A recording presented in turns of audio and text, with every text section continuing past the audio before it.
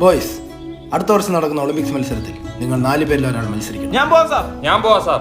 ഞാൻ പോവാം സാർ. ഞാൻ പോകും സാർ. ഞാൻ പോകാൻ പോകുന്നു. സാറേ ഒരാളെ പറയുമ്പോൾ 4 കൂടിയിട്ട് തിരിയണം എന്തിനു? സാർ ഞാൻ പോവാം സാർ. ഞാൻ അവൻ പറന്നങ്ങെത്തും. തെക്കൻ കാറ്റ് വീശുമ്പോഴായിരിക്കും. എന്താ സാറേ എന്നെ വിട്ടാല്? ഞാനും ഫീസൊക്കെ തന്നാ പഠിക്കുന്നത്. ഒരു 5 പുഷപ്പ് ഇട.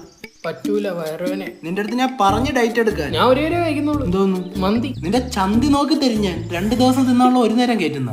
നിങ്ങൾ 4 പേര് ഒന്നിനൊന്നും മികച്ച തോൽവികളായുണ്ട് ഞാൻ വളരെ കൺഫ്യൂസ്ഡ് ആണ്. സാർ ഒരു തോൽവി കാര്യം മനസ്സിലായി. അതുകൊണ്ട് ഞാൻ കുറച്ച് ചോദ്യങ്ങൾ ചോദിക്കാം. 1, ഒളിമ്പിക്സ് ചിഹ്നത്തിൽ എത്ര ഉണ്ടുണ്ട്? 2. നിന്റെ നല്ല ചോദിച്ചു. 3.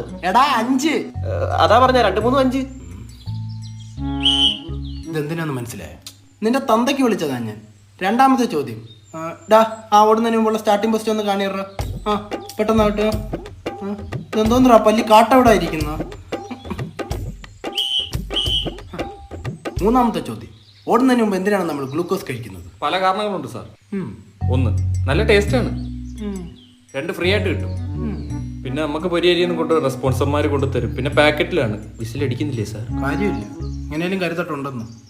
എന്നൊക്കെ ഒളിമ്പിക്സിൽ പോയിട്ട് ഓണപരിപാടിക്ക് പോലും ഓട്ടിക്കാൻ കൊള്ളത്തില്ല. Class disperse. സാറേ കാല് കോച്ചി പിടിച്ച് ഞാൻ എന്ത് വേണം?